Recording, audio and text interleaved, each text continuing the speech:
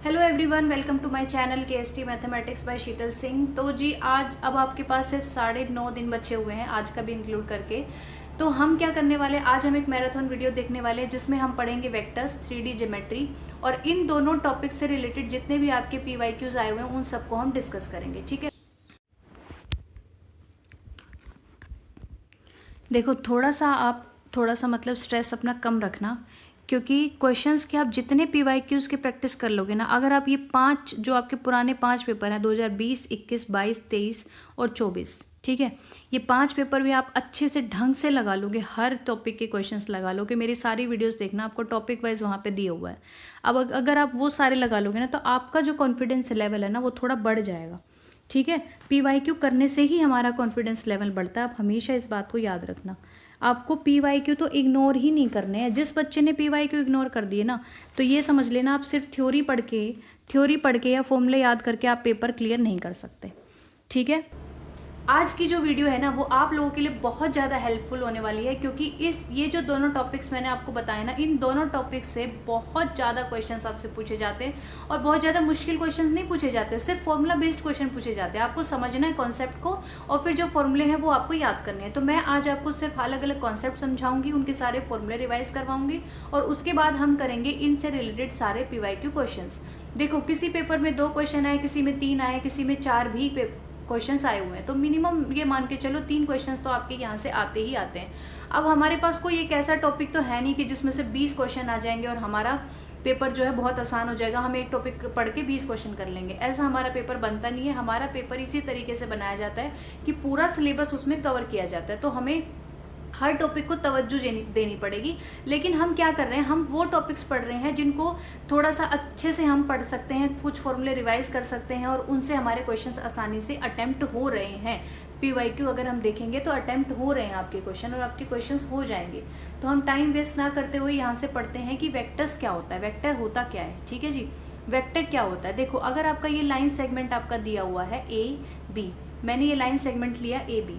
अब इस line segment का कोई मैग्नीट्यूड होगा, मतलब इसकी ये कोई डिस्टेंस वैल्यू होगी, वो कितनी है, मान लो 9 है। ठीक है जी, फिर मैंने बोला कि इसकी डायरेक्शन A to B है, मतलब ये जो हमारा लाइन सेगमेंट है ना वो कहाँ से कहाँ जा रहा है, पॉइंट A से पॉइंट B तक जा रहा है। तो इसको हम बोलते हैं इनिशियल पॉइंट, इसको हम बोलते हैं टर्मिनल पॉइंट। ठीक है, तो इसका मतलब ये हुआ, जो अब हमारा ये लाइन सेगमेंट है AB, वो किस तरीके का बन गया, ये डायरेक्टेड लाइन सेगमेंट बन गया। इसकी एक डायरेक्शन हो गई और इसका मैग्नीट्यूड हो गया। तो इस टाइप की जो क्वांटिटीज होती है जिनके पास डायरेक्शन होती है, मैग्नीट्यूड होता है, उसको हम क्या बोलते हैं, वेक्टर्स हम बोलते हैं उनको।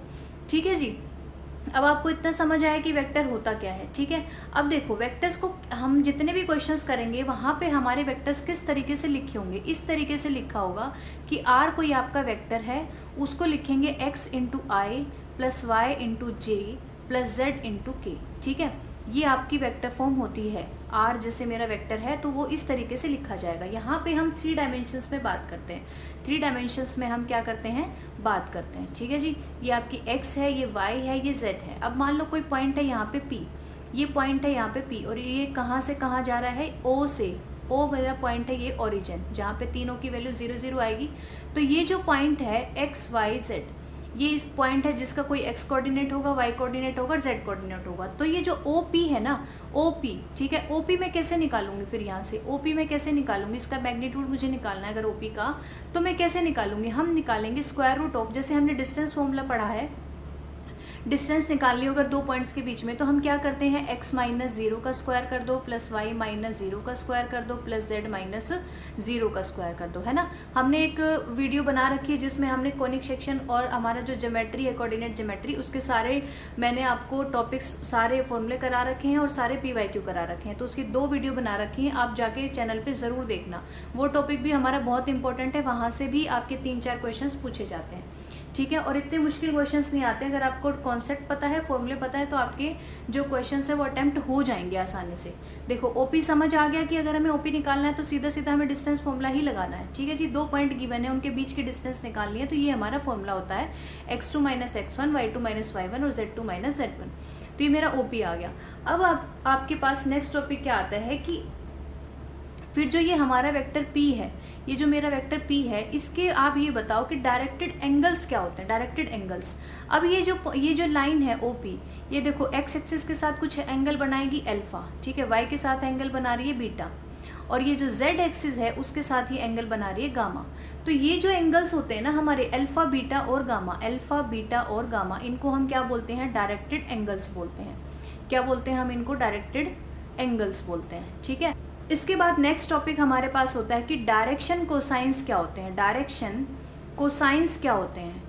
डायरेक्शन कोसाइंस निकालने के कौन कौन से तरीके हैं, हम वो सारे तरीके एक ही बारी में समझ लेंगे। अगर आपको अल्फा बीटा और गामा दिया हुआ है, मतलब आपको एंगल्स दिए हुए हैं, अगर आपको एंगल्स दिए हुए, मेरी हर बात को ध्यान से सुनना, अगर आपको एंगल्स दिए हुए हैं तो हमें डायरेक्शन कोसाइंस निकालने, तो हम क्या करेंगे, सीधा सीधा इनके ऊपर कोस, जो हमारा ट्रिग्नोमेट्रिक फंक्शन है वो लगा देंगे, ठीक है। मतलब कोस अल्फा निकालो, कोस बीटा निकालो और कोस गामा निकालो, आपके डायरेक्शन कोसाइंस आ जाएंगे अगर आपको एंगल्स दिए हुए हैं तो डायरेक्शन कोसाइंस को हम किससे डिनोट करते हैं, एल से डिनोट करते हैं। मतलब एल मेरा हो गया कोस अल्फा, एम मेरा हो गया कोस बीटा और एन मेरा हो गया यहाँ से कोस गामा, ठीक है। डायरेक्शन कोसाइंस को हम एल, एम और एन से डिनोट करते हैं, एल, एम और एन से डिनोट करते हैं। अब अगर आपके पास कोई वेक्टर दे रखा है आर, जिसकी फॉर्म दी है एक्स आई प्लस वाई जे प्लस जेड की, ठीक है, ये जनरल फॉर्म है।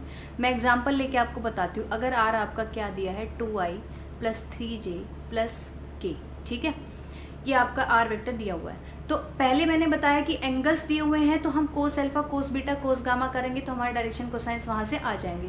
लेकिन अगर आपको आर जो है वेक्टर फॉर्म में इस तरीके से दिया हुआ है, तब आपसे पूछे कि आप इसके डायरेक्शन कोसाइंस बताओ और डायरेक्शन रेशियोज बताओ, तो आप डायरेक्शन कोसाइंस इस केस में कैसे बताते हैं, हम बताते हैं एल की वैल्यू हमारे पास आती है x upon mod of r, ठीक है। एम की वैल्यू हमारे पास आती है y upon magnitude of r, n की वैल्यू आती है z upon magnitude of r. लेकिन फिर इसको निकालते कैसे हैं, इसको निकालने के लिए हम क्या करते हैं, x मतलब जो हमारा ये i के साथ ये जो कोफिशिएंट दिया हुआ x डायरेक्शन में जो हमारी वैल्यू आ रही है, x कोऑर्डिनेट जो हमारा आ रहा है उसको लिखेंगे, मतलब 2 लिखेंगे। मॉड ऑफ r, ठीक है, mod of magnitude of r करना है तो हम क्या करेंगे, जो हमारे पास x, y और z की वैल्यू है उसका स्क्वायर करके ऐड कर दो। मतलब कि मैं यहाँ पे क्या करूँगी, एक्स स्क्वायर मतलब 2 स्क्वायर प्लस वाई स्क्वायर मतलब 3 स्क्वायर प्लस जेड स्क्वायर मतलब 1 स्क्वायर, ठीक है। फिर इसी तरीके से m निकालूंगी, एल की वैल्यू आ गई, m निकालूंगी तो मैं क्या करूंगी, ये मेरा y कोऑर्डिनेट है 3 को लिखेंगे। फिर हम मॉड ऑफ क्या लिखेंगे यहाँ पे 4 प्लस 9 प्लस 1, ठीक है। n हम लिखेंगे तो इसी तरीके से ये 1 है तो ये स्क्वायर रूट कितना आ जाएगा 14, ठीक है जी। ये सेम वैल्यू है, इसकी वैल्यू ये है, ये तीनों नीचे सेम वैल्यू लिखी हुई है। तो इस तरीके से फिर आपके डायरेक्शन रेशियोज यहाँ से क्या आ जाएंगे, 2 by square root of 14, 2 by square root of 14, m is equal to 3 by square root of 14 और n इज इक्वल टू हमारा क्या आया है 1 बाय स्क्वायर रूट ऑफ 14, ठीक है। ये सीधा सीधा आसान तरीका, ये फॉर्मूले आपको याद करने पड़ेंगे। अगर आपको एंगल दिया है तो कैसे निकालना है, अगर आपको वेक्टर दिया है तो कैसे निकालना है। फिर इसके बाद हमारी बात आती है कि डायरेक्शन रेशियोज क्या होते हैं। फिर डायरेक्शन रेशियोज क्या होते हैं, डायरेक्शन रेशियोज सीधे सीधा जो ये आपके x और y और z के कोऑर्डिनेट है ना, यही आपके डायरेक्शन रेशियोज होते हैं, इसके अलावा कुछ नहीं है, यही है आपके। सीधे सीधे आप ये उठा के ये लिख दो। जैसे आपको वेक्टर दिया हुआ था, ये हमारे पास ये वेक्टर था r, तो यहाँ पे मेरे डायरेक्शन रेशियोज क्या आएंगे 2, 3, 1, ये मेरा क्या है डायरेक्शन, ये क्या आ जाएंगे r के वेक्टर के डायरेक्शन रेशियोज, ठीक है। अब नेक्स्ट टॉपिक है हमारा कि जीरो वेक्टर क्या होता है, यूनिट वेक्टर क्या होता है, इक्वल वेक्टर्स क्या होता है। जीरो वेक्टर वही है जिसका मैग्नीट्यूड, जो मान लो ए वेक्टर दिया हुआ है, इसका मैग्नीट्यूड क्या आ जाए 0 आ जाए, ठीक है। मतलब जीरो वेक्टर हमारा इस तरीके से हम लिखते हैं, इसका मैग्नीट्यूड 0 होता है। यूनिट वेक्टर वो होता है जिसका मैग्नीट्यूड क्या आ जाए 1 आ जाए, ठीक है जी। यूनिट वेक्टर का मैग्नीट्यूड क्या आता है 1 आता है। इक्वल वेक्टर्स क्या होते हैं, मान लो ए वेक्टर जो है बी के इक्वल है, तो ये दोनों इक्वल कब बोले जाएंगे, जब दोनों की डायरेक्शन भी सेम हो। वेक्टर्स में हम दो बात करते हैं कि डायरेक्शन और मैग्नीट्यूड, तो क्या देखना है फिर हम इस केस में दोनों डायरेक्शन और इसके जो है मैग्नीट्यूड, डायरेक्शन और मैग्नीट्यूड दोनों सेम आने चाहिए। मतलब mod of a is equal to mod of b आना चाहिए और दोनों की डायरेक्शन भी सेम होनी चाहिए। अगर एक इस पॉइंट से इस डायरेक्शन में जा रहा है तो दूसरा वेक्टर भी इसी डायरेक्शन में जाना चाहिए, ठीक है, सेम डायरेक्शन होनी चाहिए इनकी। अब इसके बाद हमारे पास बात आती है कि को इनिशियल वेक्टर्स क्या होते हैं। को इनिशियल वेक्टर्स क्या होते हैं, दो वेक्टर्स जो सेम पॉइंट से स्टार्ट होते हैं। जैसे ये पॉइंट है मेरा ए, ये दो वेक्टर्स हैं हमारे, ठीक है, यहाँ से दो वेक्टर्स जा रहे हैं, ये ए बी और ये ए सी, ठीक है। तो इन दोनों का को इनिशियल पॉइंट, मतलब इनिशियल पॉइंट दोनों का क्या है, ए है, तो इनको हम बोलते हैं को इनिशियल वेक्टर्स। फिर उसके बाद बात आती है कि को लीनियर वेक्टर्स क्या होते हैं। को लीनियर वेक्टर्स। कोलिनियर वेक्टर्स वो होते हैं जो सेम लाइन के पैरेलल होते हैं। कोलिनियर वेक्टर्स वो होते हैं जो सेम लाइन के पैरेलल होते हैं, उसमें फिर डायरेक्शन चाहे उन दोनों की कुछ भी हो, डायरेक्शन और मैग्नीट्यूड से फर्क नहीं पड़ता, सिर्फ इस चीज़ का फर्क पड़ता है कि दोनों के दोनों सेम लाइन के पैरेलल होने चाहिए। जैसे मान लो मेरा वेक्टर ये है, ये मेरी इसकी डायरेक्शन ये आ रही है, इसके पैरेलल है, इसकी डायरेक्शन ये है। अब ये दोनों वेक्टर, दोनों की डायरेक्शन अलग अलग है, लेकिन दोनों इस लाइन के पैरेलल हैं, दोनों इस लाइन के पैरेलल हैं, तो हम इनको बोलेंगे कोलिनियर वेक्टर्स। ठीक है जी। कोलिनियर वेक्टर्स, अगर दो वेक्टर कोलिनियर होते हैं ना, मुझे अगर दो वेक्टर्स की बात कर रहा है कि ए और बी वेक्टर है और वो दोनों वेक्टर मेरे कोलिनियर है, तो हमें क्या देखना होता है कि ये जो ए वेक्टर है ना, ये स्केलर मल्टीपल आ जाना चाहिए दूसरे वेक्टर का। अगर एक वेक्टर स्केलर मल्टीपल हो जाए दूसरे वेक्टर का, तो हम उनको बोल देते हैं कोलिनियर वेक्टर्स। ट्राइंगल इनइक्वालिटी होती है, ट्राइंगल की एक थ्योरम होती है, जैसे इस तरीके से मेरी ट्राइंगल बन रही है। ठीक है, ये मेरा ए वेक्टर है, ये मेरा बी वेक्टर है, ये मेरा ए है, ये मेरा बी है, ये सी है, तो ये ट्राइंगल बन रही है। ये एक वेक्टर आपका ए है, एक वेक्टर आपका बी गिवन है, तो हमें ए सी अगर निकालना हो, ए बी दिया है, बी सी दिया है, ए सी निकालना तो हम क्या करते हैं, सीधा सीधा ए प्लस बी कर देते हैं। ये हमारी ट्राइंगल इनइक्वालिटी होती है। ठीक है जी। यहाँ से मतलब कि A plus mod of A plus mod of B जो है वो ग्रेटर देन होता है mod of A plus mod of B से। अगर इनका सम करेंगे तो ये जो सम है ये लेस देन इक्वल टू, मतलब ये इस टाइप की इनइक्वालिटी हमारे पास आती है। तो अगर कोलिनियर वेक्टर्स हमें चेक करने हैं, ठीक है, कोलिनियर वेक्टर्स अगर आपको चेक करने हो तो उस केस में ये जो ट्राइंगल इनइक्वालिटी है ना, ये बराबर हो जाता है, बराबर हो जाता है। मतलब अगर आप mod vector a plus b का मैग्नीट्यूड देखेंगे तो वो किसके बराबर आ जाएगा, ए प्लस बी के सीधा सीधा बराबर आ जाएगा। अगर दो वेक्टर कोलिनियर दिए हैं तो वो उस केस में हमारी जो ट्राइंगल इनइक्वालिटी है वो जो है इक्वल हो जाती है, मतलब ये इक्वालिटी बन जाती है, यहाँ से सीधा सीधा बराबर आ जाते हैं। इसका मतलब हम यहाँ से क्या बोल रहे हैं, A C is equals to A B plus B C. ठीक है, हम ये बोल रहे हैं यहाँ से।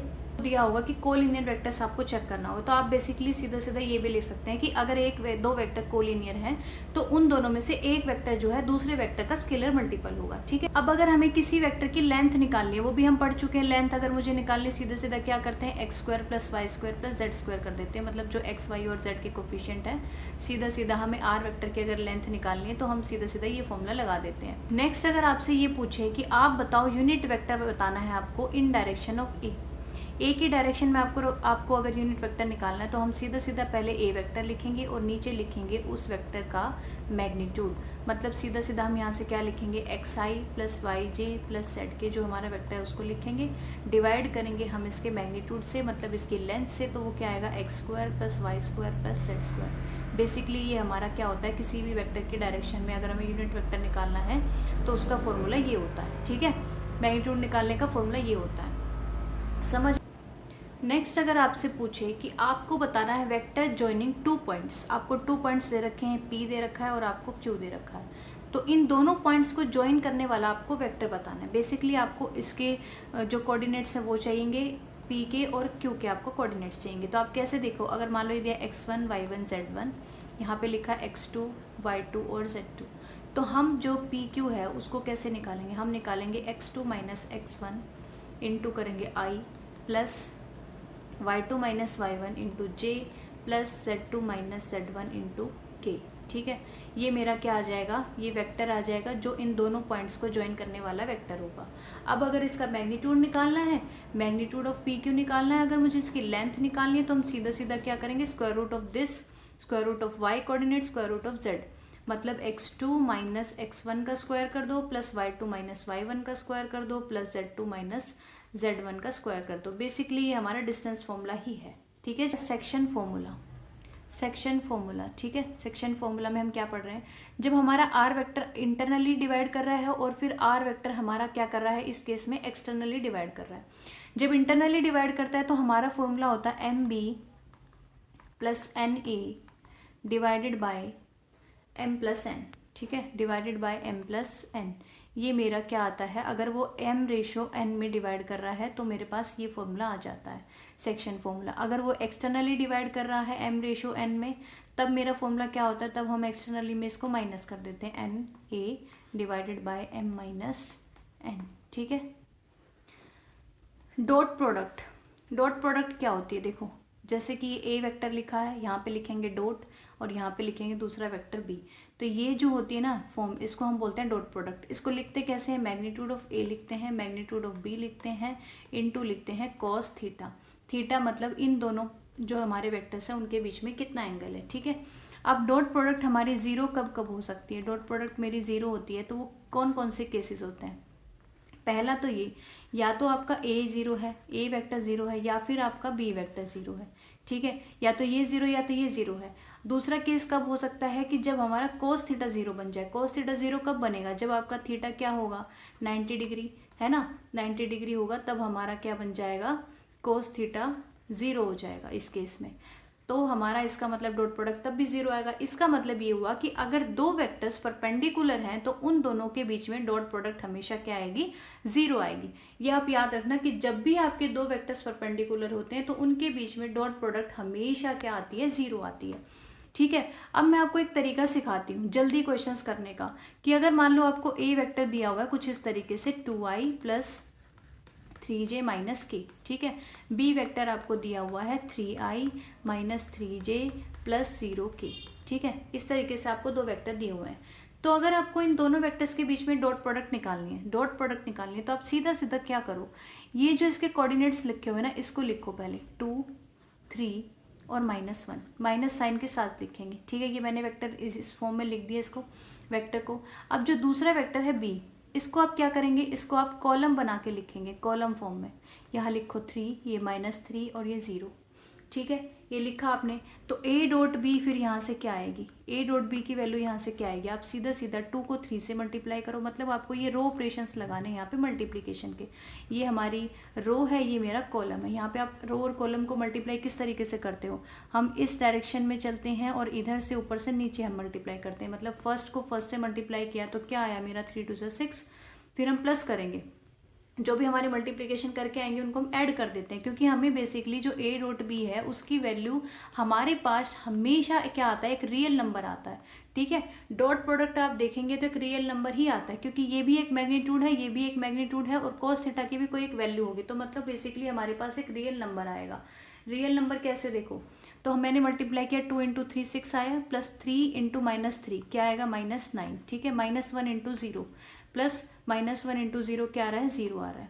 तो मेरा मतलब डॉट प्रोडक्ट क्या बन रही है, 6 - 9, इट मीन्स मेरी डॉट प्रोडक्ट कितनी आ रही है, -3 आ रही है, ठीक है जी। क्लियर हुआ आपको, ये आपकी शॉर्ट ट्रिक है जिससे आप जल्दी से डॉट प्रोडक्ट निकाल सकते हैं। ए इंटू ए, मतलब ए वेक्टर की ए के साथ ही डॉट प्रोडक्ट करते हैं तो उसका फॉर्मूला होता है mod of a का स्क्वायर। आप इसको करके भी देखेंगे तो यही आएगा, mod of a into mod of a, और उसी एंगल के साथ एंगल कितना होगा, उसी ए वेक्टर का ए के साथ कितना एंगल है, 0 डिग्री, ठीक है। 0 डिग्री है तो cos 0 1 हो जाएगा, तो मतलब बेसिकली हमारा फॉर्मूला में पुट करने के बाद भी यही वैल्यू आ रही है। तो ये आप इसको याद कर लो, अगर a इंटू ए करना है तो mod of a का स्क्वायर के ये बराबर हो जाता है। अब दूसरी बात ये है कि अगर आप i इंटू आई करते हैं तो 1 आता है, j इंटू जे करते हैं तो आपका 1 आता है, ठीक है, और k इंटू के करते हैं तो आपका 1 आता है। लेकिन अगर आप i इंटू जे करते हैं तो वो क्या आता है, 0, क्योंकि ये जो हम 3 डायमेंशन में बात करते हैं, i को हम x के लिए यूज़ करते हैं, j को हम y के लिए यूज़ करते हैं और k को हम z के लिए यूज़ करते हैं। तो आप देखो x, y और z, ये तीनों जो हमारे डायमेंशन है ये आपस में परपेंडिकुलर है, x y के, y z के और z x के, तो ये आपस में परपेंडिकुलर है, तो इनके जो डॉट प्रोडक्ट क्या आएगी, 0 आएगी। i इंटू जे करो, j इंटू के करो या k इंटू आई करो, इनकी डॉट प्रोडक्ट हमेशा क्या आएगी, 0 आएगी, ठीक है। अब नेक्स्ट हमारे पास आता है कि अगर हमें दो वेक्टर्स के बीच में एंगल बताना हो, दो वेक्टर्स के बीच में परपेंडिकुलर है तो हमें पता चल जाएगा कि 90 डिग्री है, ठीक है। पैरेलल है तो हमें पता चल जाएगा कि 0 डिग्री है। लेकिन अगर वो हमें ये नहीं पता कि पैरेलल है या परपेंडिकुलर है, तो दो वेक्टर्स हमें दिए हैं ए और बी, दो मेरे पास वेक्टर्स हैं, तो उन दोनों के बीच में मैं एंगल कैसे निकालूंगी, उस एंगल का फॉर्मूला होता है कॉस थीटा। इस फॉर्मूला पे बेस्ड आपका एक क्वेश्चन आया हुआ है पहले, देखो तो ए हमने क्या करना है, बेसिकली ए इंटू बी की डॉट प्रोडक्ट करनी है, डिवाइड करना है इन दोनों के मैग्नीट्यूड से, mod of a into mod of b, ये हमारा फॉर्मूला होता है कॉस थीटा का, मतलब एंगल बिटवीन टू वेक्टर्स।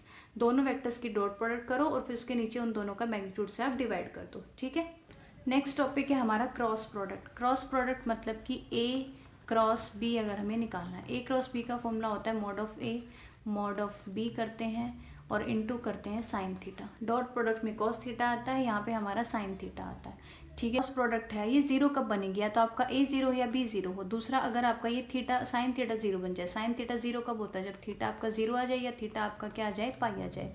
ये दोनों केसेस अगर थीटा के, तो हमारा डॉट क्रॉस प्रोडक्ट क्या हो जाएगा, जीरो हो जाएगा।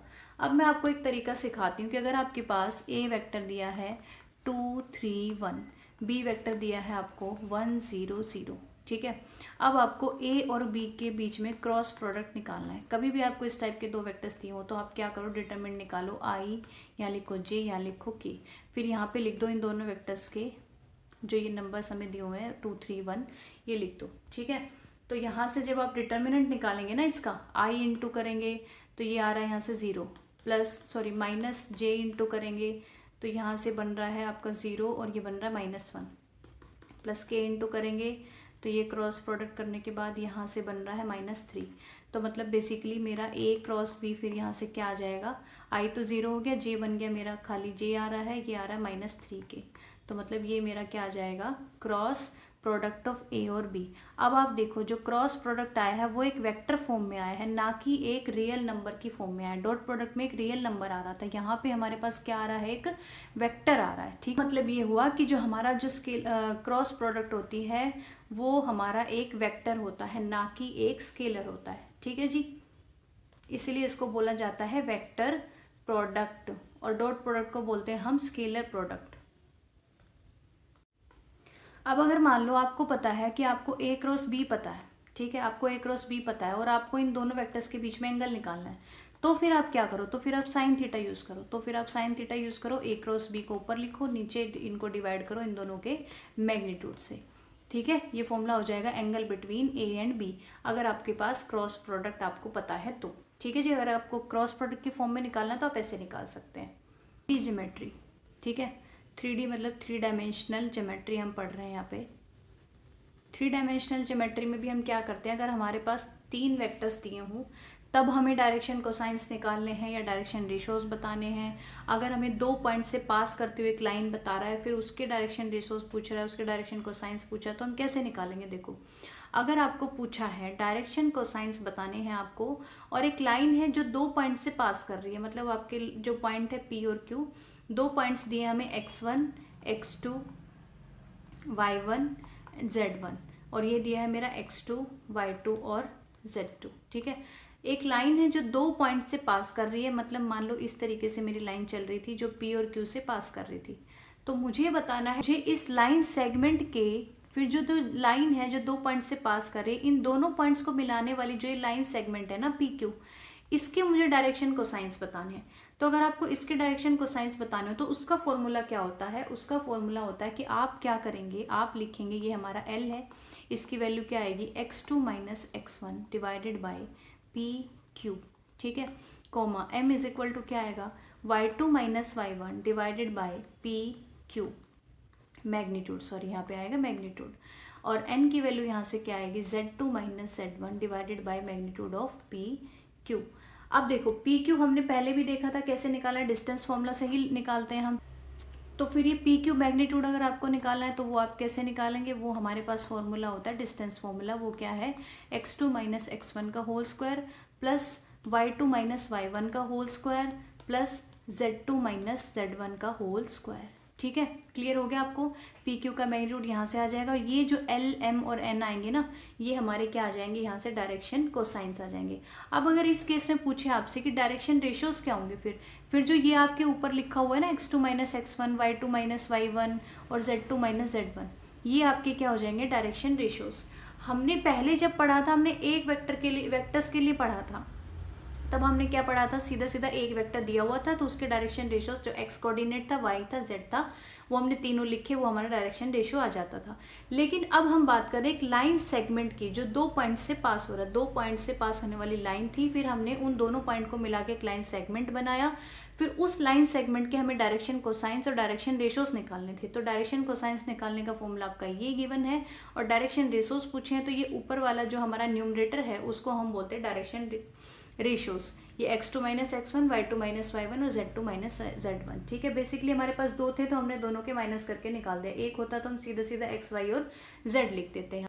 सेकंड केस क्या है इसमें, अगर आपको डायरेक्शन रेशियोज दे रखे, मान लो आपको ये दे रखा डायरेक्शन रेशियोज, आपको एक लाइन के डायरेक्शन रेशियोज ये दे रखे, अब पूछता है यहाँ से कि आप इससे डायरेक्शन कोसाइंस बताओ, तो आप कैसे बताएंगे, सीधा सीधा हमारे पास क्या फॉर्मूला होता था, x अपॉन वेक्टर r का मोड, ये होता था। तो मुझे अगर डायरेक्शन कोसाइन निकाले तो मैं क्या करूँगी, 2/√4, 2 स्क्वायर 4, 1 स्क्वायर 1 प्लस 3 स्क्वायर 9, ठीक है। m की वैल्यू लिखूंगी -1 डिवाइडेड बाय 9 + 1 10, ये हो गया 14, ठीक है जी। और n की वैल्यू मैं लिखूंगी 3/√14। तो ये जो मेरे फिर यहाँ से क्या निकल जाएंगे, डायरेक्शन कोसाइंस निकल जाएंगे, अगर मुझे डायरेक्शन रेशियोज गिवन थे तो। सेकंड केस हो गया मेरा ये। दो केस हमने पढ़े हैं, अगर लाइन पासिंग थ्रू 2 पॉइंट्स है तो हमारा डायरेक्शन रेशियोज निकालने का, कोसाइन निकालने का ये फॉर्मूला है। अगर हमें डायरेक्शन रेशियोज गिवन है तो हमारा ये फॉर्मूला है। और हमने अभी वेक्टर्स में पढ़ा था कि अगर हमें एक वेक्टर दे रखा है तो उसके लिए भी हमारा फॉर्मूला था कि x upon mod of r, y upon mod of r, z upon mod of r, ठीक है। तो आपके पास अगर 3 पॉइंट्स गिवन है, ठीक है, 3 पॉइंट्स आपके गिवन है और आपको चेक करना है आप इनको कोलिनियर बताओ।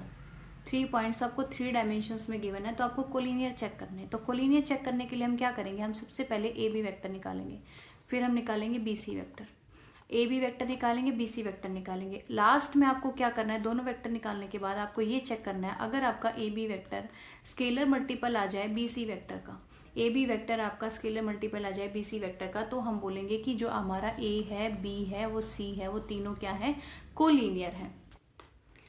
दूसरा हम ये भी बोलते हैं कि 2 वेक्टर्स अगर 3 वेक्टर्स अगर कोलिनियर है तो उनके जो डायरेक्शन रेशियोज आएंगे ना, डायरेक्शन रेशियोज जो आएंगे ए बी लाइन के और बी सी लाइन के, वो क्या होंगे, वो प्रोपोर्शनल होंगे, ठीक है, प्रोपोर्शनल होंगे। मतलब अगर अब आपके पास अगर 2 लाइन के डायरेक्शन कोसाइंस दे रखे, मतलब L1 M1 N1, L2 M2 और N2, दोनों के क्या दे रखे हैं आपको, डायरेक्शन कोसाइंस दे रखे हैं, ठीक है, 2 लाइन के डायरेक्शन कोसाइंस दे रखे हैं। फिर पूछता है कि आप ये बताओ इन दोनों लाइंस के बीच में क्या एंगल है, कोस थीटा की वैल्यू यहाँ पे क्या आएगी। तो हमें कोस थीटा निकालना, हम क्या करेंगे, सीधा सीधा mod of L1 into L2 plus M1 into M2 plus N1 into N2, सीधा ये फॉर्मूला है, इसमें कुछ नहीं करना आपको, ठीक है। कॉस थीटा की वैल्यू सीधा सीधा क्या आ जाएगी, mod of L1 L2 plus M1 M2 plus. अगर आपको डायरेक्शन रेशियोज गिवन हो तब आपको एंगल निकालना हो तो आप क्या करेंगे, मान लो मेरे पास B1 C1, कुछ इस तरीके से हमारे डायरेक्शन रेशियोज आते हैं A2 B2 और C2। तो हमें क्या दे रखे हैं, डायरेक्शन रेशियोज दे रखे हैं। मैं सीधे सीधे आपको फॉर्मूले बता रही हूँ जिनके भी यहाँ पे क्वेश्चंस आते हैं, तो आप इनको जरूर रिवाइज कर लेना। अभी बस हम 5 मिनट बाद सारे क्वेश्चन प्रैक्टिस करने वाले हैं। A1 B1 C1 बोल रहा है A2 B2 C2, मतलब ये डायरेक्शन रेशियोज दिए हुए हैं। तब हमें कोस थीटा निकालना हो, मतलब तब हमें इन लाइन्स के बीच में एंगल निकालना हो, तो हम कैसे निकालेंगे, हम एंगल निकालेंगे A1, तब हम एंगल कैसे निकालेंगे, वहां पे हमने L1 into L2 M1 into M2 N1 into N2 किया था, यहाँ क्या करेंगे, A1 A2 कर दो प्लस B1 B2 कर दो प्लस C1 C2 कर दो, हो गया काम, नहीं हुआ। हमें फिर इसको डिवाइड करना पड़ेगा, square root of A1 square plus B1 square plus C1 square, square root of A2 square plus B2 square plus C2 square, ठीक है। तब हम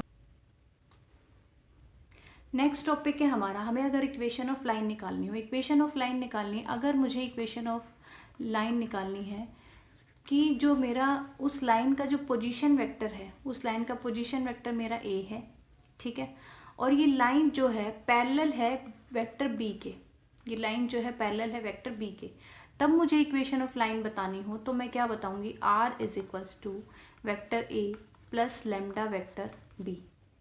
सेकेंड केस, अगर आपको कोसाइंस दे रखे हो, कोसाइंस दे रखे हैं और आपकी जो लाइन है वो जो है पास कर रही है एक पॉइंट से, ठीक है, x1 y1 और z1 से, डायरेक्शन कोसाइन दे रखे हैं और आपका जो लाइन है वो पास कर रही है x1 y1 और z1 से, तब आप अगर आपको इक्वेशन ऑफ लाइन निकालनी तो आप क्या करेंगे यहाँ पे, तो डायरेक्शन कोसाइंस मान लो मुझे क्या दे रखे हैं, L M1 और N दे रखे हैं, यही हमारे डायरेक्शन रेशियोज कोसाइंस होते हैं।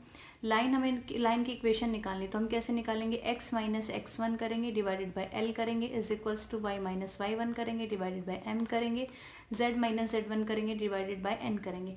आपको 3 डायमेंशनल ज्योमेट्री में अगर ये फॉर्म दे रखी हो तो आप ये समझ जाना कि ये एक इक्वेशन ऑफ लाइन है, एक लाइन की इक्वेशन है जो x1 y1 और z1 से पास कर रही है और जिसके डायरेक्शन कोसाइंस है L M और N, आपको घबराना नहीं है, क्वेश्चंस को देख के आपको सिर्फ ये समझना है, अगर मुझे इस टाइप से 3 मुझे इक्वेशन बना के दे रखी है एक्स वाई जेड में, तो इसका मतलब ये मेरी लाइन की इक्वेशन है जो x1 y1 और z1 से पास कर रही है, जिसके डायरेक्शन को साइंस क्या है, l m और n है। ठीक है, फर्स्ट क्वेश्चन हमें पूछा है इफ़ द पॉइंट्स 3 हमें पॉइंट्स दे रखे हैं, उनको कोलिनियर बता रखा है, और हमें पूछा है वैल्यू ऑफ m बताओ। देखो जितने भी मैंने आपको जितने भी मैंने आपको ये कराए हैं ना फॉर्मूले, सारे फॉर्मूले पे बेस्ड क्वेश्चंस आए हुए हैं। तो सारे मैंने इंपॉर्टेंट जितने भी फॉर्मूले होते हैं, एंगल निकालने का, डायरेक्शन रेशियो, कोसाइंस, लाइन की इक्वेशंस और स्केलर प्रोडक्ट, डॉट प्रोडक्ट, जैसे भी ये निकालने के फॉर्मूले होते हैं मैंने सारे आपको करा दिए हैं। तो आप एक बार ज़रूर सारे फॉर्मूले रिवाइज कर लेना, उसके बाद ये सारे क्वेश्चन प्रैक्टिस करेंगे तो आपके एग्ज़ाम में क्वेश्चंस आराम से हो जाएंगे। ठीक है जी, तो कॉन्फिडेंस आपका बिल्ड तभी होगा जब आप क्वेश्चंस की प्रैक्टिस करेंगे। तो क्वेश्चंस की प्रैक्टिस आप पेन कॉपी निकाल के मेरे साथ करते रहो, तो आपको आसानी से क्वेश्चन समझ आ जाएंगे। देखो अगर 3 पॉइंट्स को कोलिनियर बोला है, फिर पूछा है वैल्यू ऑफ m बताओ। 3 पॉइंट्स अगर कोलिनियर है तो हम क्या करेंगे, हम a पॉइंट हम मान लेते हैं -1 -1 2। ठीक है, b मेरा पॉइंट क्या है 2m और 5, c हमारा पॉइंट क्या है 3 11 और 6। 3 पॉइंट्स आ गए हमारे पास, हमें कोलिनियर चेक करना है। तो हम क्या करेंगे, हम सबसे पहले ए बी निकालेंगे। सबसे पहले हम मैग्नीट्यूड ऑफ ए बी निकालेंगे, वो क्या आएगा, डिस्टेंस फॉर्मूला लगाएंगे 2 - 1 का होल स्क्वायर, मतलब कि 2 - +1 तो ये हो गया 3 का होल स्क्वायर, प्लस m -1 यानी कि +1, m + 1 का होल स्क्वायर, प्लस 5 माइनस यानी कि 5 - 2 का होल स्क्वायर। ठीक है, तो इट मीन्स हमारे पास ये क्या आ गया 9 प्लस ये आ गया m + 1 का होल स्क्वायर, और ये मेरे पास क्या आ गया 3 का होल स्क्वायर। ठीक है, ये भी क्या है 3 का होल स्क्वायर है, स्क्वायर रूट। अब आप यहाँ से समझो, यहाँ से आप थोड़ा सा समझने की कोशिश करो कि मेरे जो पॉइंट्स आएंगे यहाँ से, ये 3 जैसे हम निकालते थे ना, डायरेक्शन रेशियोज निकालते थे, जब भी हमारे 3 पॉइंट्स कोलिनियर होते हैं तो आप ये याद रखना कि जो उसके डायरेक्शन रेशियोज होते हैं वो हमेशा प्रोपोर्शनल होते हैं। तो आप मुझे बताओ जो ए बी लाइन है उसके डायरेक्शन रेशियोज क्या आएंगे, यही तो आएंगे, ये जो पॉइंट्स लिखे हुए हैं अंदर, 3 का स्क्वायर, m + 1 का स्क्वायर और 3 का स्क्वायर, हम यही तो करते थे, x स्क्वायर, वाई स्क्वायर और z स्क्वायर, और ये x, y और z ये जो कोऑर्डिनेट थे यही हमारे क्या डायरेक्शन रेशियोज आते थे। तो मतलब मेरे डायरेक्शन रेशियोज यहाँ से क्या आएंगे 3 आएगा, और m + 1 आएगा और 3 आएगा। ठीक है, ए बी के डायरेक्शन रेशियोज निकाल लिए मैंने। अब मैं अगर निकालूँ बी सी, ठीक है, अब मैं बी सी का चेक करूँ, तो बी सी को मैं चेक करूँगी तो बी सी के लिए क्या आएगा, सीधा सीधा आप ऐसे भी कर सकते हैं कि 2 + 1, m + 1 और 5 + 2। ठीक है,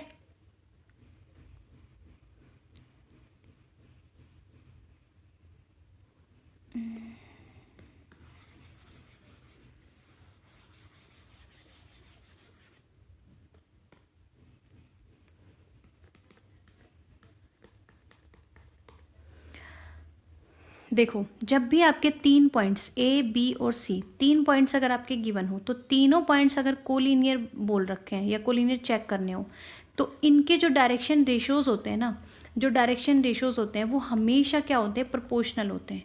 ये बात आप याद रखना, डायरेक्शन रेशियोज हमेशा प्रोपोर्शनल होते हैं। तो आप पहले ए बी लाइन के डायरेक्शन रेशियो निकालो।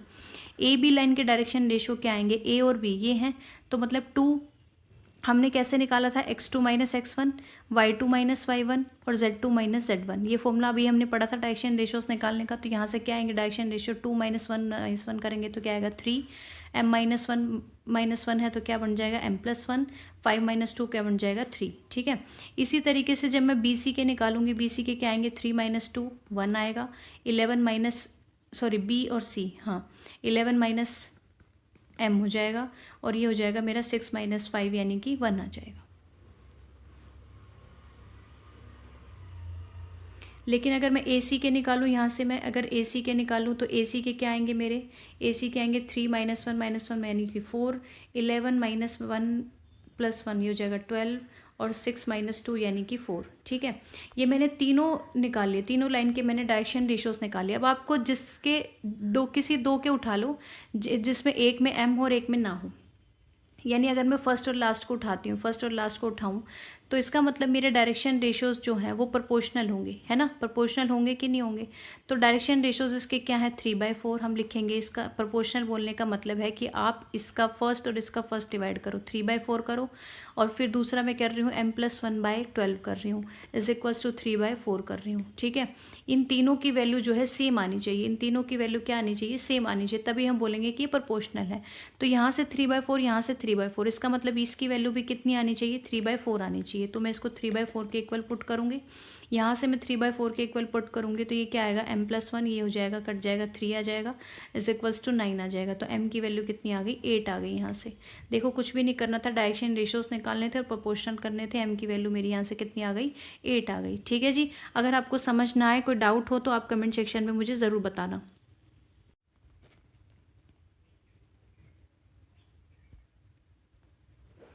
नेक्स्ट क्वेश्चन हमारा दिया हुआ है a mod of a mod of b mod of c तीनों बराबर हैं, a + b वेक्टर c के बराबर है, एंगल बिटवीन a और b हमें बताना है। तो हम इसमें क्या करेंगे, अगर हमें तीनों का मोड दिया हुआ है a = magnitude of b = magnitude of c हमें दे रखा है, तो हम मान लेते हैं तीनों का मैग्नीट्यूड कितना है k।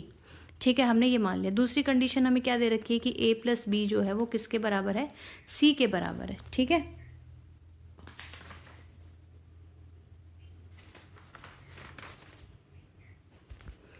अब आप क्या करो, दोनों तरफ स्क्वायर कर दो। कुछ तो तरीका होगा निकालने का, हमें एंगल बताना है ए और बी के बीच में। एंगल बताना है तो यानी कि हमें डॉट प्रोडक्ट चाहिए होगा या फिर क्रॉस प्रोडक्ट चाहिए होगा। तो हम इसको डॉट प्रोडक्ट बनाने की कोशिश करेंगे। देखो, अगर मैं दोनों तरफ स्क्वायर कर दूँ, मतलब इसका भी मैं स्क्वायर कर दूँ और इसका भी मैं स्क्वायर कर दूँ, इन दोनों का स्क्वायर करेंगे तो क्या आएगा, ए का स्क्वायर +2 × a × b, ठीक है, प्लस मॉड ऑफ बी का स्क्वायर = मॉड ऑफ सी का स्क्वायर। अब आप मुझे बताओ, यहाँ से आपको दिख रहा है ये डॉट प्रोडक्ट आ गया ना हमारे पास, डॉट प्रोडक्ट। डॉट प्रोडक्ट की हेल्प से अब हम एंगल बता सकते हैं आराम से। ये सब हमने के मान लिए थे, ठीक है, सबका के वैल्यू आ जाएंगे, तो ये आ गया k² + k² +2 × a और b की डॉट प्रोडक्ट हम एज इट इज़ रखेंगे = क्या है, k²। तो यानी कि मेरे पास कितना आ गया, 2 × a × b की वैल्यू मेरे पास कितनी आ गई, यहाँ से -k² आ गई। ठीक है, -k² आ गई, यानी कि a डॉट b जो है उसकी वैल्यू कितनी है, -k²/2 है। a डॉट b की वैल्यू मेरे पास k²/2 आ गई। अब cos थीटा वैल्यू में, cos थीटा जब हम निकालते हैं, एंगल जब हम निकालते हैं, तो उसमें हमें वैल्यू चाहिए होती थी a डॉट b की, इसलिए हमने यहाँ से a डॉट b निकाला।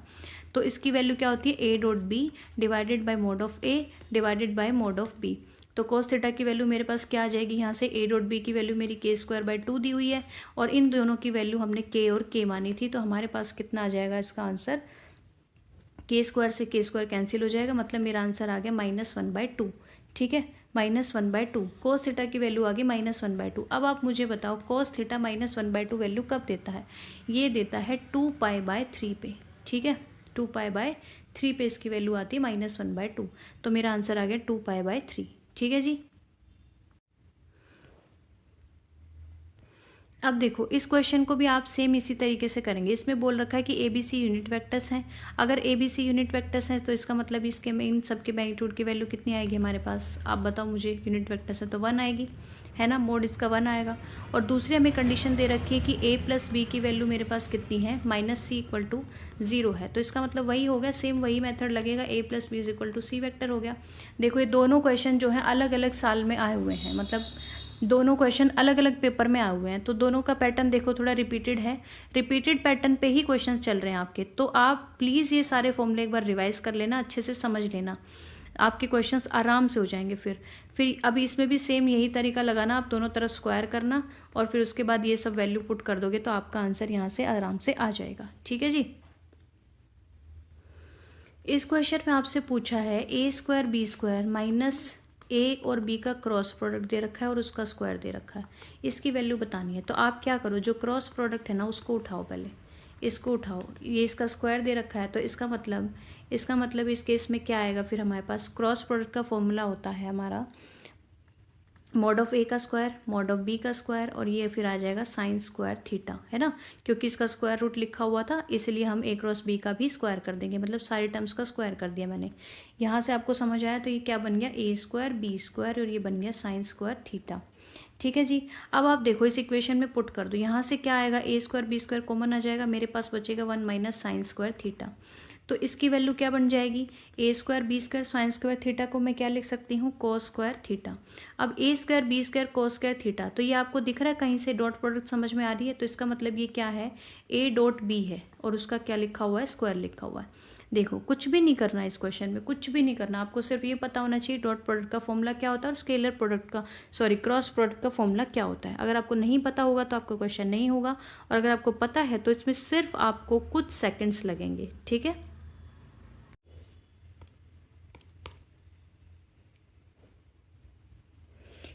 वन 144 क्वेश्चन में हमें पूछा है ए क्रॉस बी का स्क्वायर दिया है, ए डॉट बी का स्क्वायर दिया है, तो हमें पूछा है इसकी किसकी वैल्यू, बी की वैल्यू बतानी है। ठीक है, पहला तो आपका ये मेथड है कि आप इन दोनों को खोलेंगे, लेकिन आप इन दोनों को अगर खोलते हो तो आपके पास साइन और कोस आएंगे।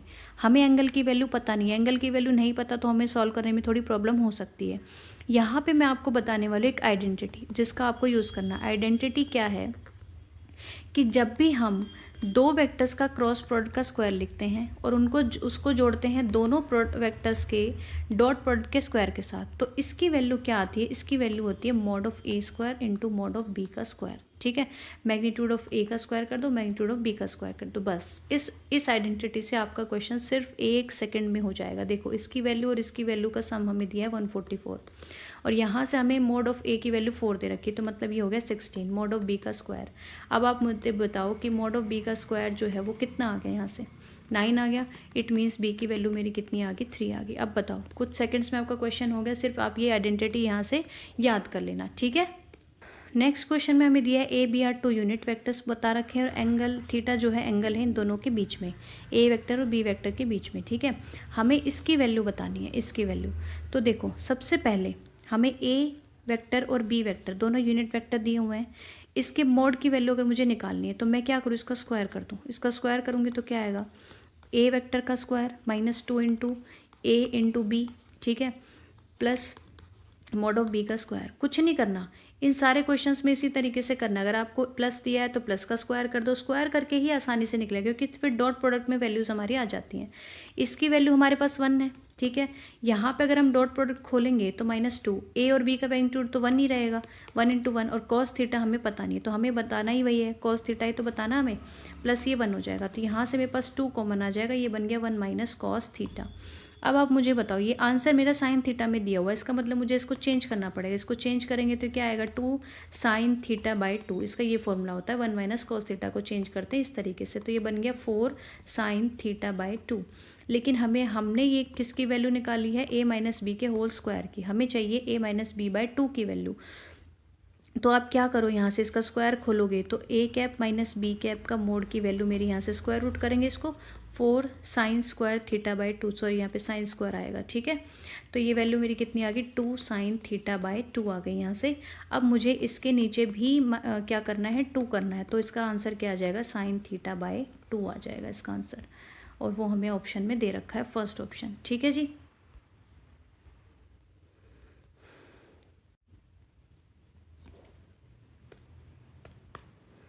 अब नेक्स्ट क्वेश्चन में पूछा है कि हमें ए बी और सी 3 वेक्टर दे रखे हैं और वो इस कंडीशन को सेटिस्फाई करते हैं।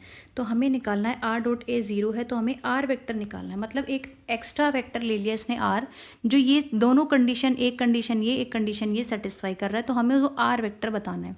सबसे पहले आप यहाँ से देखो, हमें दिया हुआ है r cross b is equals to c cross b, तो मैं इसको इधर ले आऊँ तो मेरे पास बी वेक्टर कॉमन आ जाएगा, अंदर मेरे पास बचेगा r minus c vector is equals to 0। ठीक है, सॉरी क्रॉस प्रोडक्ट, अगर मेरी क्रॉस प्रोडक्ट यहाँ से 0 आ रही है,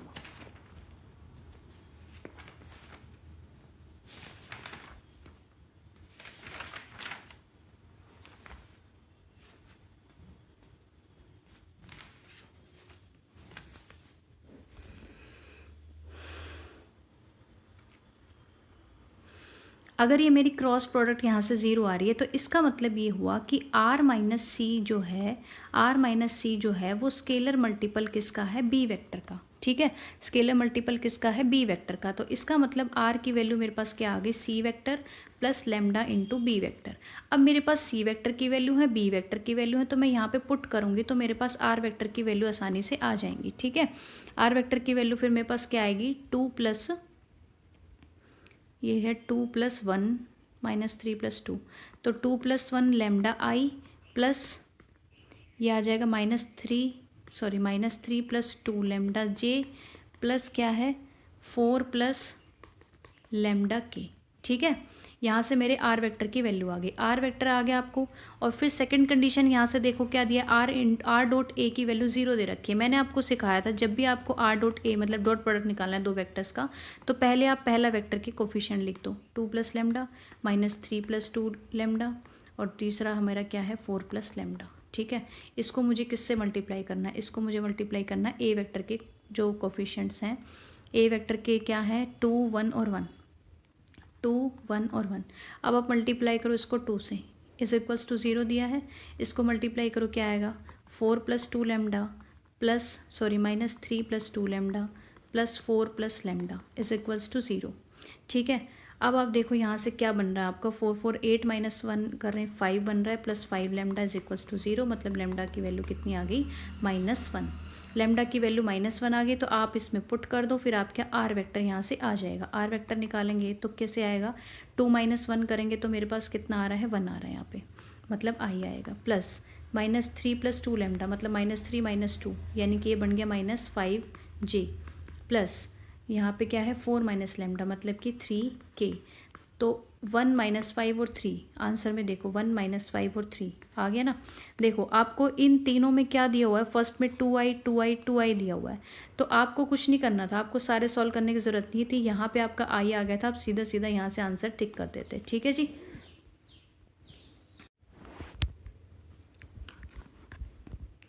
देखो थोड़ा सा मतलब स्ट्रेस अपना कम रखना, क्योंकि क्वेश्चंस के आप जितने PYQs की प्रैक्टिस कर लोगे ना, अगर आप ये 5 जो आपके पुराने 5 पेपर हैं 2020 21 22 23 और 24, ठीक है, ये 5 पेपर भी आप अच्छे से ढंग से लगा लोगे, हर टॉपिक के क्वेश्चंस लगा लोगे। मेरी सारी वीडियोस देखना, आपको टॉपिक वाइज वहाँ पे दिया हुआ है।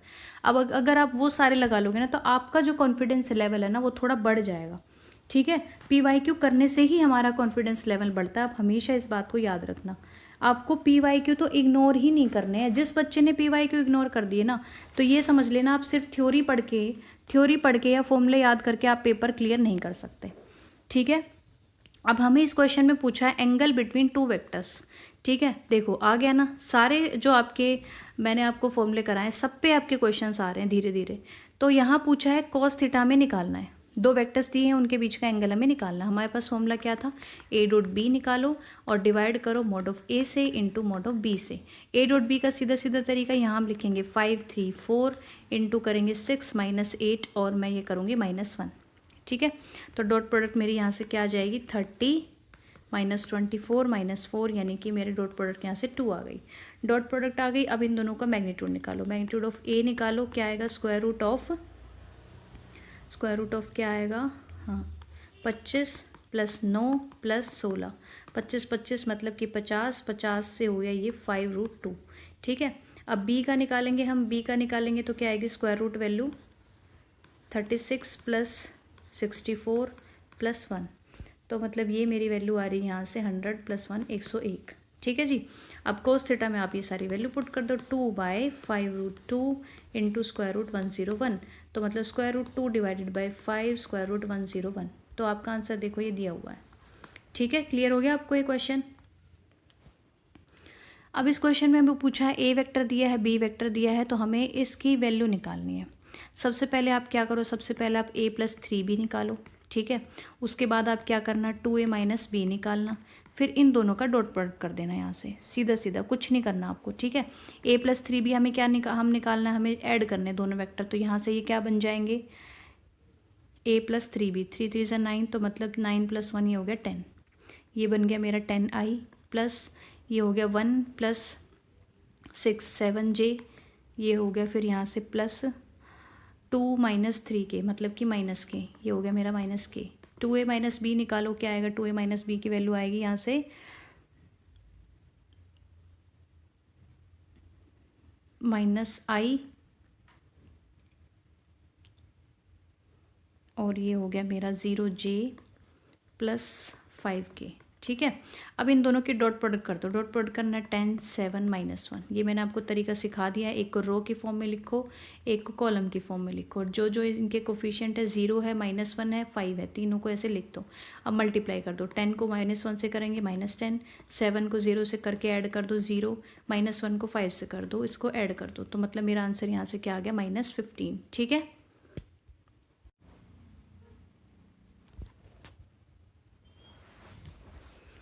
नेक्स्ट क्वेश्चन में हमें बोल रखा है work done by force, work done by forces P और Q to displace the particle from point A to B whose position vectors are this.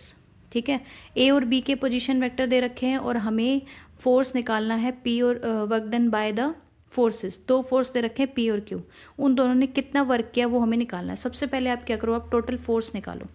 Total force निकालो दोनों का, P प्लस Q का। P प्लस Q का मतलब दोनों को add कर दो। दोनों को ऐड करेंगे, यहाँ से क्या आएगा 3i।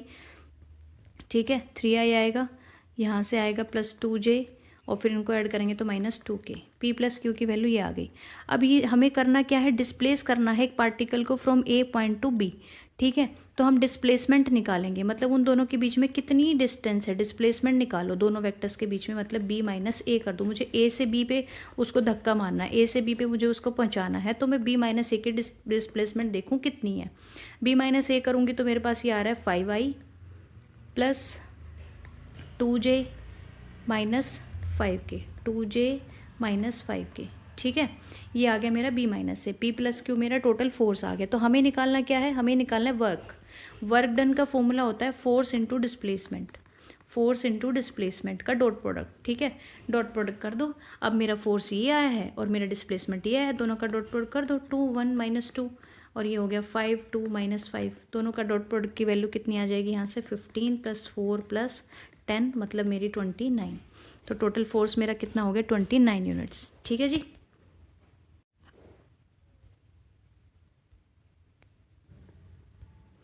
नेक्स्ट क्वेश्चन में बोल रहा है the distance of the point, ये पॉइंट है from the point of intersection of the line और प्लेन।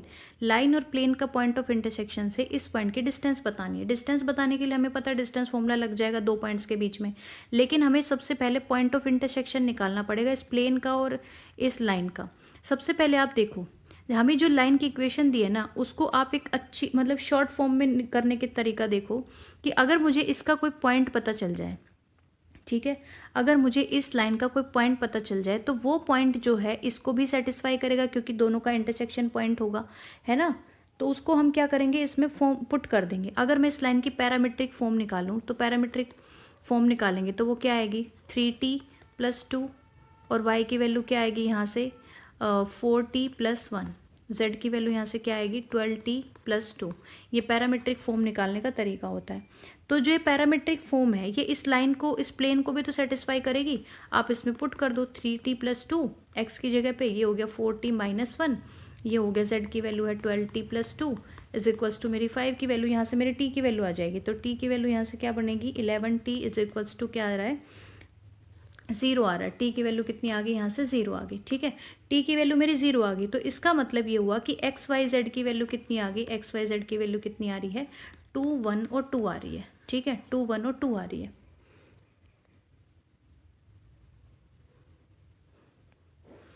अब ये मैंने आपको पैरामीट्रिक फॉर्म सिखाई। अब मैं आपको सबसे आसान तरीका सिखाती हूँ इस क्वेश्चन को करने का। इस क्वेश्चन को करने का अगर आप अपना दिमाग लगाओ तो आप ये देखो, ये लाइन की इक्वेशन दी है, ये लाइन की इक्वेशन, ये लाइन, ये जो पॉइंट्स हम लिखते थे x1 y1 और z1, यानी कि ये लाइन इस पॉइंट से पास कर रही है 2 -1 और 2 से। ठीक है, 2 -1 और 2 से ये पास कर रही है कि नहीं कर रही है, आप मुझे बताओ। 2 1 और 2 से ये पास कर रही है, 2 -1 और 2 से ये पास कर रही है ना। तो अगर ये लाइन इससे पास कर रही है तो ये जो पॉइंट है इसको भी सेटिस्फाई करेगा, है ना, सेटिस्फाई करेगा। तो इसका मतलब ये हुआ ये पॉइंट भी कहीं ना कहीं वहाँ लाई करेगा। तो हम क्या करेंगे, इस पॉइंट से जो गिवन पॉइंट है उसकी डिस्टेंस निकाल दो, उसकी डिस्टेंस निकाल दो। कुछ नहीं करना, 2 -1 2 दिया हुआ है तो इसकी डिस्टेंस हम कहाँ से निकाल रहे हैं, हमें पॉइंट क्या दिया है 1 दिया है, सॉरी -1 दिया है, -5 दिया है और -10 दिया है। तो इन दोनों के बीच में डिस्टेंस फॉर्मूला लगा दो, सीधा सीधा, कुछ नहीं करना। 3² प्लस ये हो जाएगा 4² प्लस ये हो जाएगा 12²। तो मतलब मेरे पास आ गया 9 + 16 + 144। तो ये बन गया 25 और ये बन गया मेरे पास 13 का स्क्वायर, मतलब मेरा 13 आंसर आ गया ऐसे। ठीक है, अब ये जो क्वेश्चन अभी हमने किया था उसी तरीके से वर्क डन बाय फोर्स निकालना है to displace a particle from a to b. A to b हमें वही सेम तरीका है, ए टू बी से हमें डिस्प्लेस करना है, फोर्स की वैल्यू हमें ये दे रखी है। तो आपको सीधा सीधा फॉर्मूला लगाना है, वर्क डन जो है वो क्या होगा, फोर्स इंटू डिस्प्लेसमेंट, फोर्स और डिस्प्लेसमेंट का डॉट प्रोडक्ट करना है। यहाँ से आपका आंसर आ जाएगा। इस क्वेश्चन को आप अपने आप प्रैक्टिस करना ताकि आपका कॉन्फिडेंस लेवल बढ़े।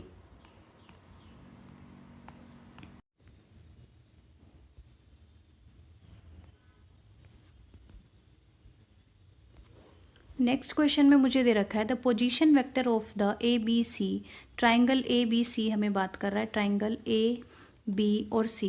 इन ए बी और सी के पोजीशन वेक्टर इसने दे रखे हैं और ये बोल रहा है the length of bisector of angle A. Angle A का बाइसेक्टर मैंने ड्रॉ कर दिया, ये है डी। ठीक है, ए डी मेरा एंगल ए का बाइसेक्टर है बी ए सी का, d is on the line segment b c. तो हमें बताना क्या, हमें पोजीशन वेक्टर हमें बताना है, यहाँ पे लेंथ ऑफ बाइसेक्टर बतानी है ए डी की। ए डी की लेंथ मुझे बतानी है यहाँ से। ठीक है, पहली बात हमारे पास ट्राइंगल के तीनों क्या दिए हुए हैं, तीनों मेरे पास वो दिए हुए हैं वेक्टर, तीनों वेक्टर दिए हैं। तो हम ये डिस्टेंस निकालेंगे, ये डिस्टेंस निकालेंगे। ठीक है, ए दिया है, बी दिया है और सी दिया है, तो हम ये डिस्टेंस भी निकालेंगे। हम तीनों डिस्टेंस निकालते हैं यहाँ से। सबसे पहले आप ए बी निकालना है यहाँ से।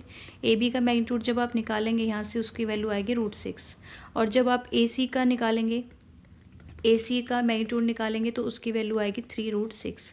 तो मतलब ये मेरे पास √6 है, ये मेरे पास 3√6 है। ठीक है, मेरे पास ये आ गई।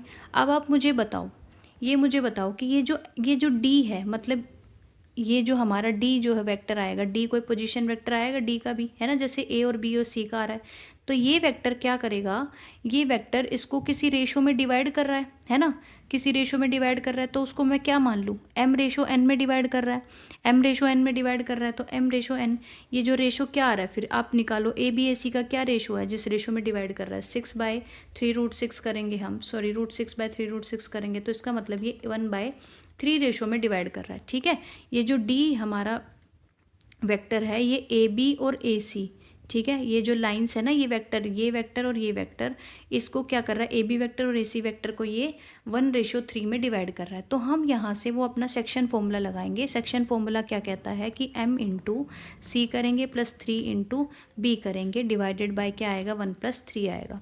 तो अब 1+3 4 है, यहाँ से फिर मेरा क्या आंसर आएगा, अब सी और बी के m कितना है, 1 है, m मेरा 1 है। ठीक है, ये n मेरा 3 है। तो अब मैं इसको मल्टीप्लाई करूँ, देखो सी और बी फिर मेरे क्या है, सी और बी देखो क्या दिए हुए हैं। सी और बी की वैल्यू जब आप यहाँ से निकालेंगे देखेंगे तो ये फिर मेरा बन जाएगा यहाँ पे -5 + 6i, ठीक है, +2 + 3 5j, और -6 करेंगे तो -12k बन जाएगा। ठीक, ये मेरा वेक्टर यहाँ से कितना आ गया, जो इसको डिवाइड कर रहा है 1/4i + 5j -12k। ठीक है, ये मेरा सेक्शन फॉर्मूला से ये मेरा वेक्टर आ गया यहाँ से। ठीक है, अब ये वेक्टर किसका आ गया, ए डी का, ए डी का वेक्टर आ गया। ए डी का वेक्टर अगर मुझे निकालना है, अब मुझे इस ए डी को निकालना है पूरा, सॉरी ये डी की पोजीशन वेक्टर आ गई, डी का पोजीशन वेक्टर मुझे पता चल गया, ए का मुझे पहले से पता है, तो मैं ए डी का निकालूंगी तो कैसे निकालूंगी, D-A करूँगी, है ना, D-A, वही डिस्टेंस फॉर्मूला लगाएंगे हम।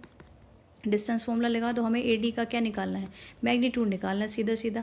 तो आप मैग्नीट्यूड निकाल दो, इसको क्या आएगा, देखो क्या आएगा इसका मैग्नीट्यूड। ए डी का करेंगे हम,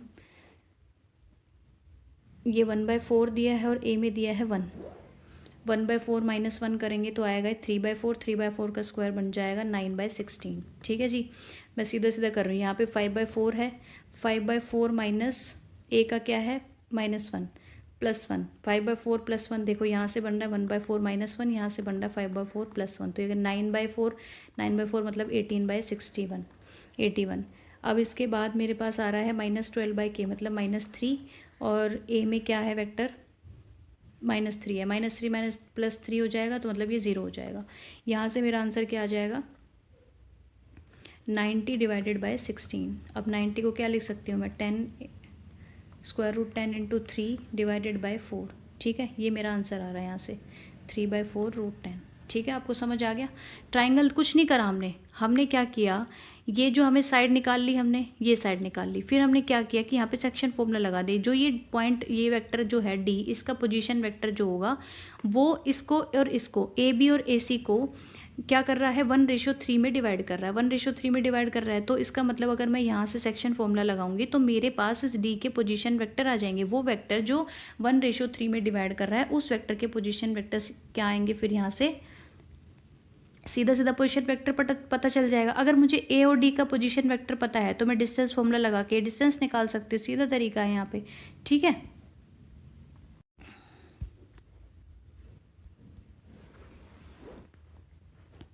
देखो, इससे आसान तो कुछ क्वेश्चन हो ही नहीं सकता। आपको सीधा सीधा हमें निकालना unit vector perpendicular to these two vectors, ठीक है। हमें परपेंडिकुलर वेक्टर, अगर हम डॉट प्रोडक्ट में जाएंगे तो परपेंडिकुलर होते हैं ना दो वेक्टर, तो डॉट प्रोडक्ट वहाँ पे तो हमारा क्या आ जाता है, 0 आ जाता है। लेकिन हम इसको स्केलर क्रॉस प्रोडक्ट से करेंगे, ए क्रॉस बी। जो ए क्रॉस बी आएगा ना, वही हमारा जो वेक्टर आएगा, वही वेक्टर हमारा क्या होगा, जो परपेंडिकुलर होगा ए और बी के। जब ए और बी परपेंडिकुलर होते हैं तभी हमारा क्या आता है, यहाँ से हमारा क्या आता है, जो क्रॉस प्रोडक्ट है वो क्या आती है, ए इंटू बी। अगर दोनों के बीच में 90 डिग्री एंगल तो साइन थीटा 1 हो जाता है, तो मतलब ये इसके बराबर आ जाता है। तो आप एक काम करो, हम क्या करेंगे, सीधा सीधा हमें वेक्टर निकालना है तो हम क्या करेंगे, इनकी क्रॉस प्रोडक्ट कर देंगे, ठीक है। मैंने आपको सिखाया था डिटरमिनेंट से करने का तरीका, तो लिखो 2 -1 1 3 4 -1, ठीक है। ये हो गया हमारा cross product of a cross b. Unit vector perpendicular to these two vectors निकालना है तो आपको सीधा सीधा कुछ नहीं करना, दोनों के बीच में क्रॉस प्रोडक्ट निकाल दो, वही वेक्टर हमारा क्या आ जाएगा। यहाँ से डिटरमिनेंट निकालेंगे तो क्या आएगा, ये -2 -4, ठीक है, सॉरी -j इंटू इसको करेंगे हम मल्टीप्लाई तो क्या आएगा, -2 -3 प्लस k इंटू करेंगे तो यहाँ से आएगा 4 2 8 +3, ठीक। इसका मतलब ये मेरा क्या बन रहा है, आई इंटू ये बन गया -6 और ये बन गया माइनस माइनस प्लस हो जाएगा 5j, ये हो गया +18 11k। अब देखो आंसर में ऐसा कुछ आ रहा है, -6 5 कुछ 5 आ रहा है, 11 आ रहा है, -6i + 5j + 11k। अब आंसर में चेक करो, -6 5 और 11, -6 5 और 11, 5 और 11 तो इसमें आ रहे हैं, ठीक है। तो इसका मतलब नीचे कुछ आएगा जिससे कैंसिल होके 5 और 11 तो आ रहे हैं, मतलब -3 नहीं आ रहा हमारा, तो हमने कुछ तो गलती करी है। 2 और 3 दिया था, 2 और 3 दिया था, यहाँ पे देखो कुछ गलती करी है हमने। इसको मल्टीप्लाई करेंगे हम ऐसे ऐसे, इसको छोड़ेंगे, ये आएगा प्लस, सॉरी ये प्लस आएगा, यहाँ पे प्लस आएगा और ये 1 आएगा मल्टीप्लाई करेंगे, तो मैंने ऐड कर दिया, सॉरी यहाँ से मेरा -3 आ जाएगा, ठीक है। तो आपको नीचे जो है इसका ये नीचे स्क्वायर रूट में लिखा है ना, इसका मतलब मुझे इसका मैग्नीट्यूड निकालना था इस वेक्टर का, लेकिन हमें निकालने की ज़रूरत क्या है, कुछ ज़रूरत नहीं है। अगर ये नीचे यही ऊपर वाला सेम दे के नीचे अलग अलग दिया होता तो हमें ज़रूरत पड़ती निकालने की। अब इसमें दिया ही नहीं है, देखो ऊपर इसका अलग है, इसका अलग है, इसका अलग है, वेक्टर इसका अलग है, ये हमारा आगे तो हमारा आंसर हो जाएगा। हमें क्यों स्क्वायर रूट निकालना है यहाँ से, ठीक है जी, क्लियर हो गया आपको। अब देखो, अगर आपको मेरी वीडियो पसंद आए ना तो आप ज़रूर अपने दोस्तों को शेयर करना, ठीक है, और चैनल को सब्सक्राइब करना और अपने दोस्तों को ज़रूर शेयर करना, और मेरी वीडियो को लाइक भी करना और कमेंट भी करना कि आपको वीडियो कैसी लगी। अगर आपको किसी क्वेश्चन में डाउट है तो आप मुझे कमेंट में बता देना, मैं आपके डाउट पे भी एक शॉर्ट वीडियो बना दूँगी, ठीक है जी। Thank you so much, all the best for your exam.